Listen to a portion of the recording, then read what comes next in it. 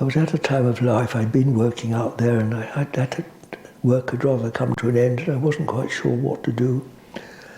I loved Russia, but I wasn't, I was really looking for a new direction. And one night, one of these funny things, I can't explain it, I seemed to be told to go and pray in a certain church.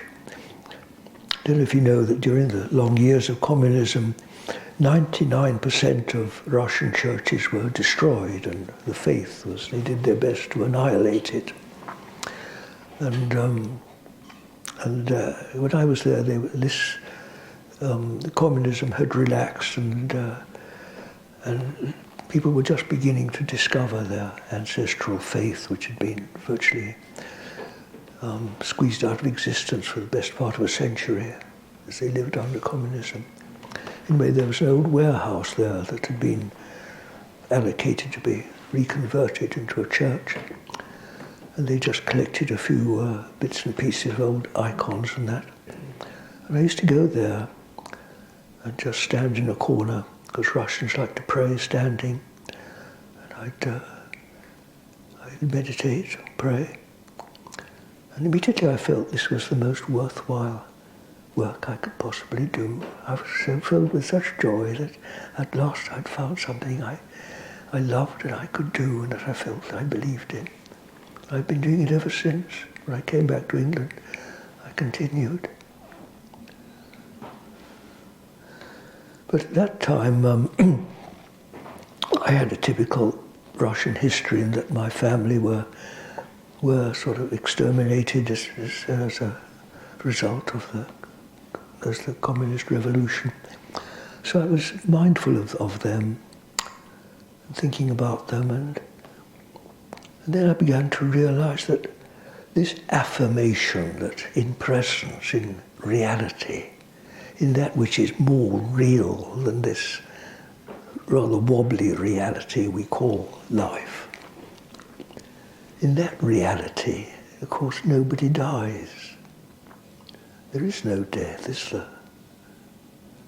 You can see for yourself, sitting here and now in presence, what dies? This dies, but this higher consciousness is immortal, isn't it? It's not just a belief, it's a realizable fact, isn't it? Evidence before your eyes. And so I thought, well, I haven't lost my ancestors at all. Well, in one sense I have in this world of forgetfulness, but in this reality, and that of course meant the world to me at the time. And then I thought, God, this is what prayer can do, this is what prayer is all about, isn't it? It's affirming in the face of death that no one dies, whoever has died, in the real world. So even today we get these statistics on the news that, you know, so many thousands of poor people have been bombed or something, but yet in this higher reality, of course it's indestructible, isn't it? And no one dies. So isn't this how the real work is to overcome the works of darkness? That's what prayer is all about, isn't it? Somebody's ill, somebody's dying of cancer or something, but in this reality, they're perfectly safe and sound, and always have been. Will never be anything else. Isn't that true?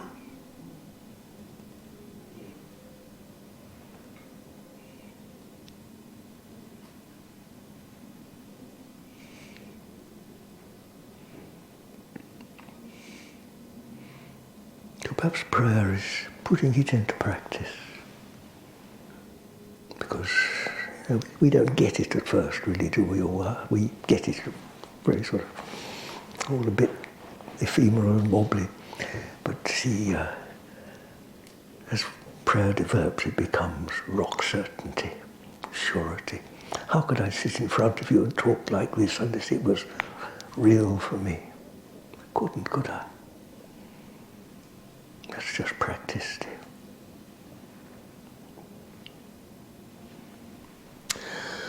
Well, dear, perhaps it starts, you see, with think of me as a young farmer in my early 20s, in love with my land, with my grass. Because my first farm was in Bakewell, where it's all grass fields. And this awful realization that I couldn't walk across my grass without hurting it, without crushing it. And thinking of the fairies that could. Now, it may seem a bit silly, but it was actually a really important moment for me. I suppose that was probably one of the first steps towards on this great journey of what's called enlightenment. Because, as far as I understand it, in this long, slow evolution from matter to spirit, we progress not so much by getting it as by realizing what gets in the way. And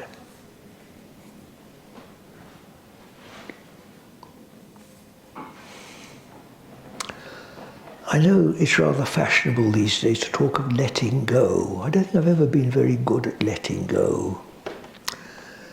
But gradually,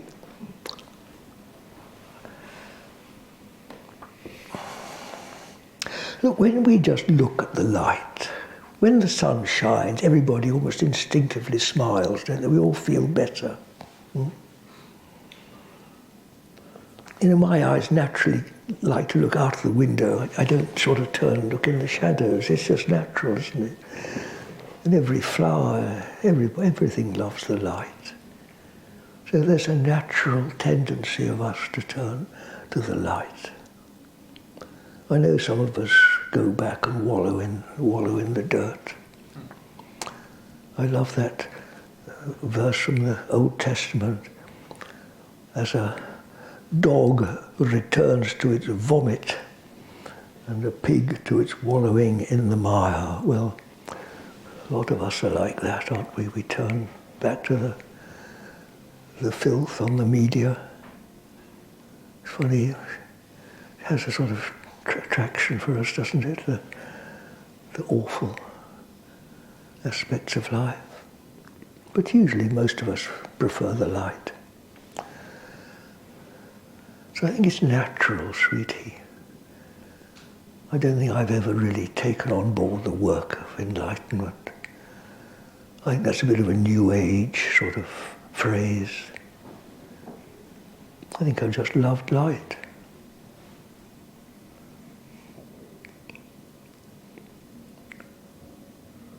Just that, dear. The work of purification.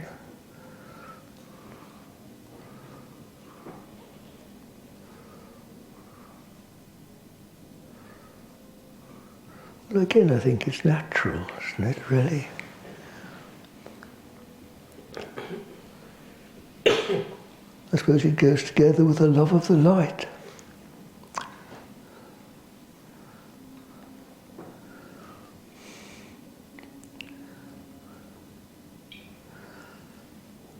When I first learned to meditate when I was 26, I remember we were told it's a work of purification. But of course I didn't really understand what that was at all. It was only much later, I think, that it began to sink into me that before continuing on that theme, I'll come back to myself as a farmer, you see. Because as I realized that I could not walk across my field without damaging it, and the fairies could, that's when it began to sink into my head that the first problem on my farm is not chemicals or plastic. It's me.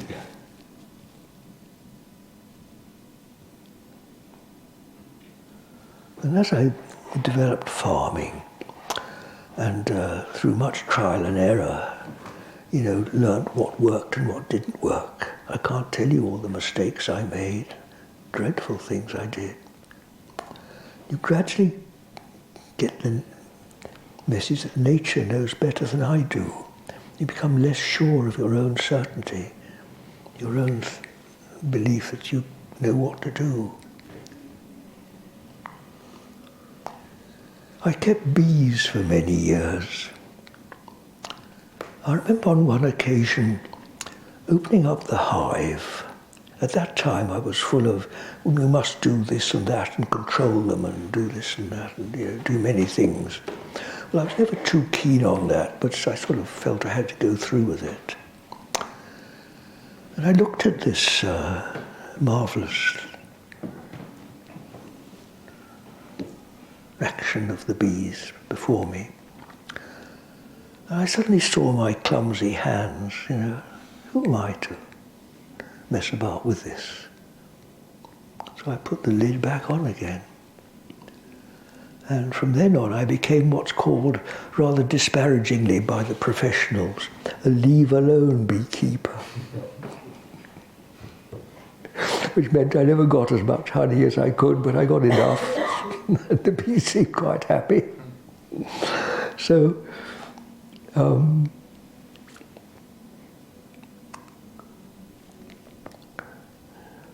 suppose that little lesson has rather spread into more branches of life now.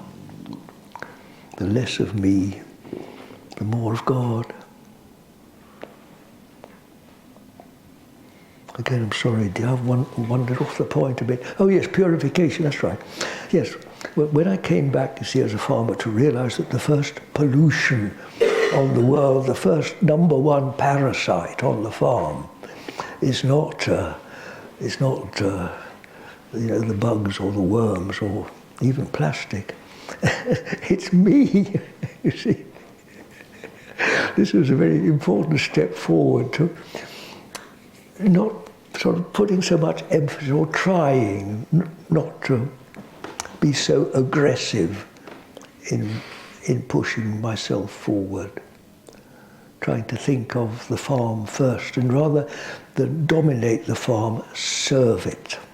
Serving is a wonderful word, a bit out of fashion these days, but service is a great thing, isn't it?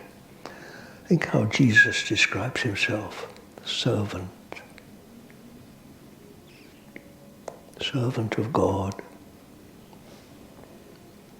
Yes, perhaps that's a good answer to you, dear.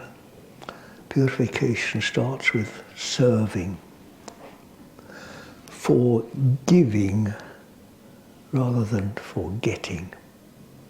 Get it? Forgiveness rather than what's in it for me.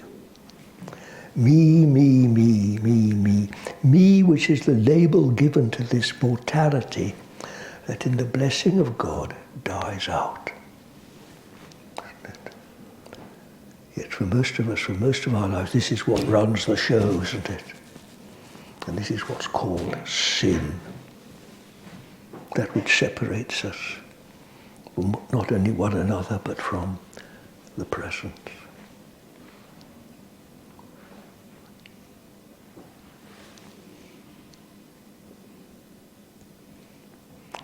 That's it, dear. Rather than, a lot of precise exercises, do this or do that. I think it's a matter of natural preference, natural discrimination that comes with experience. I do trust that, dear. I don't have much time for you must do this or that. I don't really like man-made rules. I'm a great believer that time heals, and the best teacher is experience.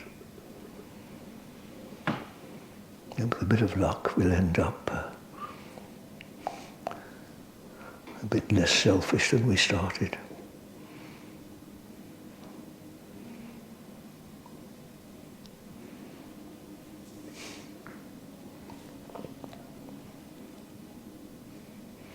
I hear my mother saying, "Don't be selfish, Johnny, don't be selfish." There you are, that's the way to become pure, dear. Enlightenment. Try not to be selfish. Not so easy, is it?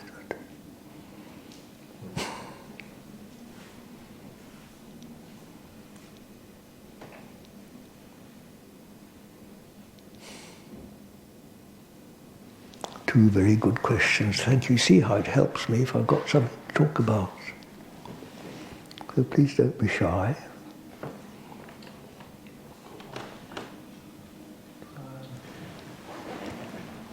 I struggle a lot with the purpose of life. I mean, you've touched on it. Yes, and dear. I struggle with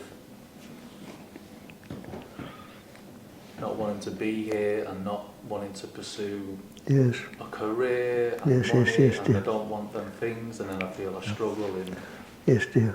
in life in general. Mm-hmm. And I'm quite new to spirituality and Yes, dear. Well, thank you, Lucky. Well, dear, first of all, you are blessed to feel that way. You're one of the lucky ones, dear, that's begun to question it, because that's the first step in where you're beginning to wake up. That it's not inaccurate to realize that all this that we call spiritual work is really rather like waking up. Waking up into the fact of this presence. Waking out of this sleep of me and my body-mind, which completely dominates the scene for most of our lives, into this higher reality. So anybody that starts with this, questioning the purpose and feeling the discontent of this, that it's not good enough, the normal purposes that the world gives us, the reasons for existence, then you're fortunate. And here you enter onto this long and what may be very uncomfortable process of being in between the two, because you've somehow set yourself apart from the normality of life.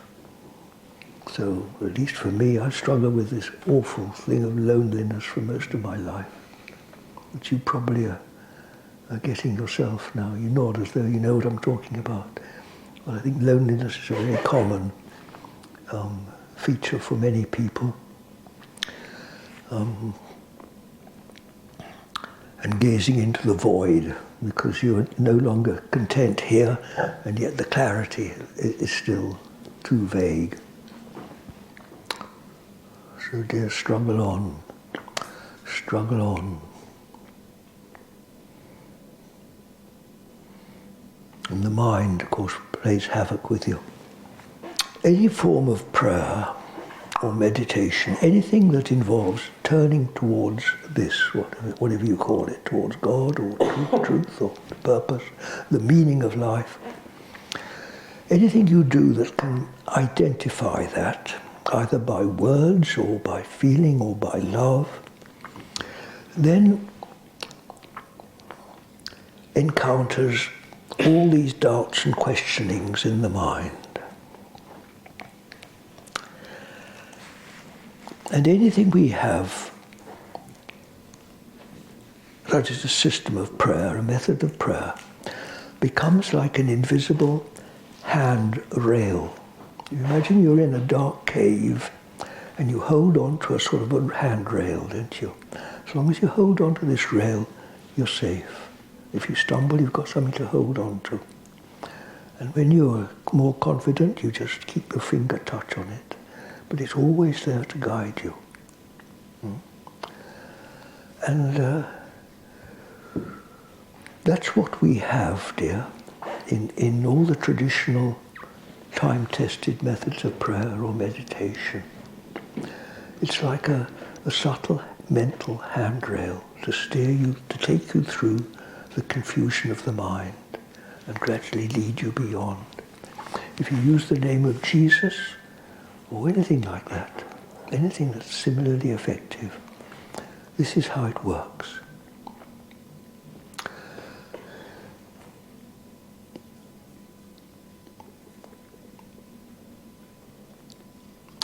There's another way I like to describe it,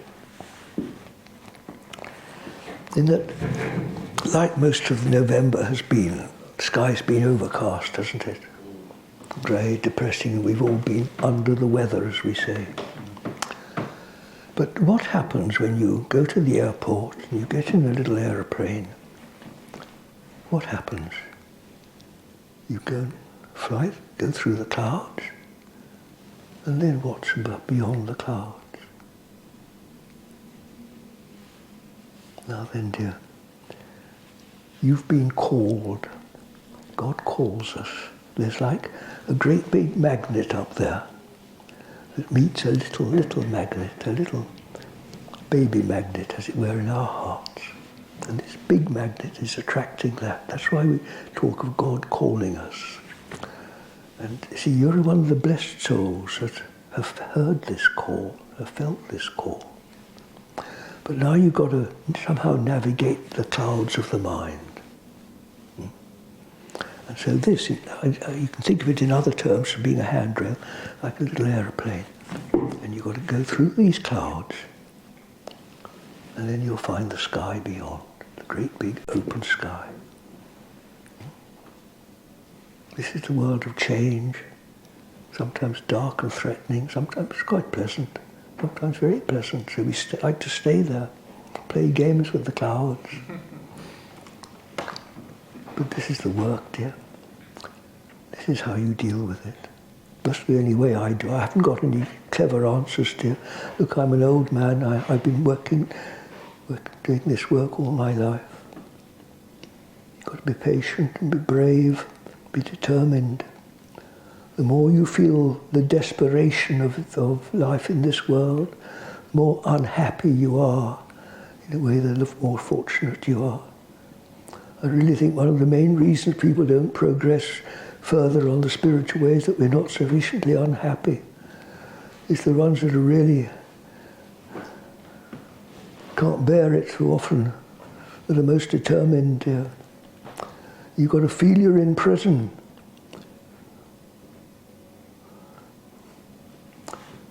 I like the little poem, two men look through prison bars.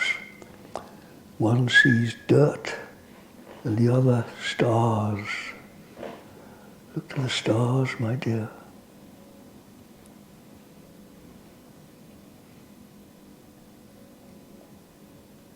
Were you up early this morning? Did you see the stars? Some of you did. Go for the stars and beyond the stars. Reach for the sky.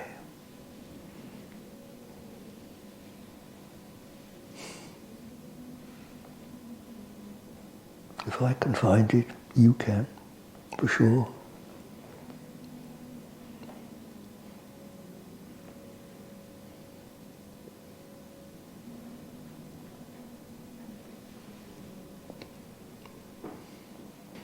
Maybe that's what this life is for, you see. Who knows? Who knows? Are we here to find our way home? Maybe we're here like little children sent to school, the school of life, to learn by mistakes, to graduate.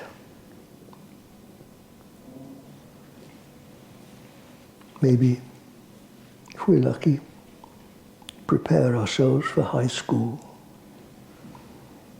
Who knows?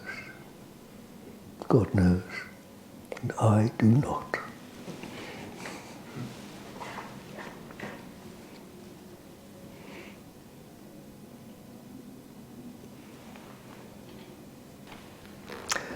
Honestly, dear, if anything has put me into this blessed position, it's just practice. It's just practice. And you know what my practice is? Twice a day, I plod up the hill to Bakewell Church. I sit there all alone most of the time in a dark corner of the church. It's long before anybody else gets up, early morning. And I close my eyes and I say, Lord Jesus Christ, Son of God, have mercy on me, then very, very important, a sinner. Lord Jesus Christ, Son of God, have mercy on me, a sinner. Now, dears, I don't say that's just what I use, but there are many ways of meditating or praying, so don't worry too much about the words. But I do emphasize the fact that it's practice. I've been practicing for 60 years, night and morning, almost without fail. And willy-nilly, the miraculous, wonderful thing is that you probably noticed I've been talking for nearly an hour. I haven't spoken much about me, have I? I've kept referring to what's bigger than me. And see, what is God? Who knows what God is, but at least in the Bible they say God is love. And this presence, what is it? Well, you can't really describe it, can we? And yet if we've got to use any word, what better word is there than love? Doesn't it like invisible arms that are reaching out to hold us all? Aren't we like little children in the everlasting arms? Isn't that the experience? Like being held by someone we love. What we all, probably in our deepest wish for all of us, is to hold and be held, isn't it? To love and be loved. It's sort of insatiable, isn't it? So maybe, in spite of all my foolishness, dear, something of that, at the end of my long life, as the rest of me dies out, that's what's left. Thanks be to God. Isn't it marvellous to think that? Of course, again, it's a bit on treading on thin ice. Who knows what's going to happen? Nobody knows. But even just sort of sitting here, there is a sense, isn't there, that what do we die out of except this? We die into, we die out of, like a cocoon, like a butterfly emerging. We emerge out of this imprisonment of mortal life, where we're condemned to die, into this love of God, love of God, love of, I hardly dare say the word, it won't form in my lips, will it? So I feel a bit unworthy to say the name of God, but that's what it is, isn't it? It's indescribable, infinite.